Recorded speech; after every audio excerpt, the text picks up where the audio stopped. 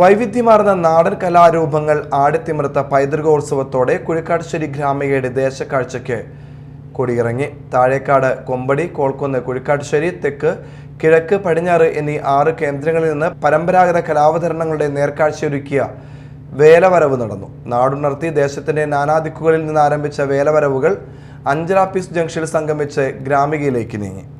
ഗരുഡൻ, പറവ, പൂതൻ, തിറ, തെയ്യം, കരിങ്കാളി, വട്ടമുടി, നീലങ്കാളി, മഞ്ഞക്കാളി, കാളകളി, കുതിരകളി തുടങ്ങിയ നാടൻ കലകൾ വേലവരവിന് മിഴിവേകി. ഗ്രാമികയിലും ഓരോ കലാരൂപങ്ങളുടെയും അവതരണം നടന്നു.